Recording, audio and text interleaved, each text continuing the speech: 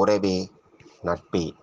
இன்று முதல் கதையமுதம் என்ற யூடியூப் சேனல் துவங்க உள்ளேன். இதில் நான் படித்த கதைகள், ரசித்த கதைகள், கேள்விப்பட்ட கதைகள், ஒரு சிலர் நண்பர்களாகவோ இல்லை உறவினர்களாகவோ கூறிய கதைகள் போன்ற கதைகளே தங்களுக்கு கூற உள்ளேன்.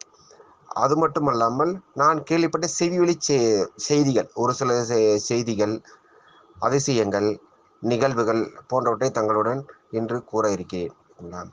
உலகத்தில் 7 அதிசயம் என்பர். அந்த 7 அதிசயத்தை சிலர் பார்த்திருக்கலாம் அல்லது பார்க்காமலே இருக்கலாம். ஆனால் நான் பார்த்தது ஒரு அதிசயம் என்னவென்றால், திருப்பதி திருமலை தேவஸ்தானம். அந்த கோவிலை தான் நான் பார்த்து ரசித்து ஆச்சரியப்பட்டிருக்கேன். ஓகேங்களா? நாமல் கதைக்கு வருவோம். ஸோ நான் கூறுவது கதை அல்ல, நிஜம்.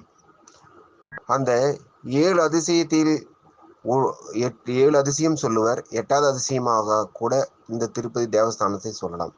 ஸோ அந்த திருப்பதி கோவில் சமீபத்தில் சென்றேன். கோவிலின் வெளியே தூய்மை, பக்தர்களுக்கு பால், அன்னதானம் போன்றவை வழங்கப்படுகின்றன. இது வழங்குவது எங்கெங்கு என்றாலும் எல்லா இடத்துலையுமே வழங்குகிறார்கள். குறிப்பாக ஒரு பெரிய அன்னதான கூடம், அந்த கூடத்தை வழங்குகிறார்கள். அந்த இடத்தில் பார்த்தால் மிகவும் சுத்தமான முறையிலும் சுகாதாரமான முறையிலும் வழங்குகிறார்கள். எந்தவித முகத்தில் ஒரு ஒரு வருத்தமோ ஒரு சங்கடமோ இல்லாமல் மக்களுக்கு ஒரு சேவையாக செய்து வருகின்றனர். ஸோ அது மட்டும் இல்லாமல் கூட்டம் எங்கெங்கு இருக்கின்றனவோ அங்கெல்லாம் இந்த அன்னதானங்கள் வழங்கப்படுகின்றன, பால் வழங்கப்படுகின்றன. இது மிகவும் ஆச்சரியமான விஷயங்கள் ஆகும். நம்ம வீட்டையே நம்மளால சுத்தமாக வைத்திருக்க முடியாது. ஆனால் அவர்கள் தெருக்கள், சாலைகள் எங்கெங்க மக்கள் கூடுகிறார்களோ அங்கெல்லாம் தூய்மைப்படுத்தி கொண்டே இருக்கிறார்கள். சுத்தமான கழிப்பிடம், சுகாதாரமான தண்ணீர், குடிநீர் வசதி எல்லாமே நல்ல முறையில் வழங்கி கொண்டிருக்கிறார்கள். இன்னொரு முக்கியமான விஷயம் என்னவென்றால், நான் பார்த்து வியந்து அல்லது ரசித்தது என்று கூட சொல்லலாம். திருப்பதியில் நான் குடும்பத்தோடு சென்றிருந்தேன்.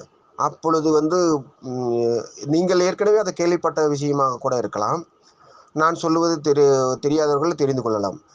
1 வயதுக்கு உட்பட்ட குழந்தைகளை பெற்றோர்கள் அழைத்து செல்லும் போது அவர்கள் வரிசையில் நின்று சாமி தரிசனம் செய்ய தேவையில்லை. அதற்கு பதிலாக என்ன செய்யலாம் என்றால், அந்த குழந்தையினுடைய பிறந்த சான்றிதழ் மற்றும் பெற்றோர்களுடைய ஆதார் கார்டு எடுத்து சென்றால் 1 மணி நேரத்திற்குள்ளாகவே சாமியை பார்த்து தரிசனம் செய்து கொள்ளலாம்.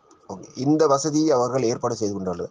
நாங்கள் வரிசையில் நிற்கும்போது நிறைய பெற்றோர்கள் வரிசையில் நின்று கொண்டிருந்தார்கள். அவர்களுக்கு தெரியாது போல இருந்தது. நான் ஒவ்வொரு இடத்திலும் சொன்னேன். அவர்கள் அடுத்த முறை நாங்கள் பார்த்து கொள்ளலாம் என்று சந்தோஷமாக சொன்னார்கள். இந்த செய்தி அவர்களுக்கு சொல்லும்போது உண்மையாலுமே மகிழ்ச்சியாக இருந்தனர்.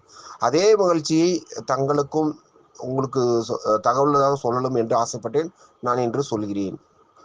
அதனால் இந்த செய்தி உங்களுக்கு புதிதாக இருந்தாலும் சரி, ஏற்கனவே கேள்விப்பட்ட செய்தியாக இருந்தாலும் சரி, உங்களுக்கு பயனளிக்கும் என்று நம்புகிறேன். ஸோ இந்த யூடியூப் சேனலை சப்ஸ்கிரைப் செய்யுங்கள், லைக் செய்யுங்கள், தொடர்ந்து எனக்கு ஆதரவு அறிவியுங்கள்.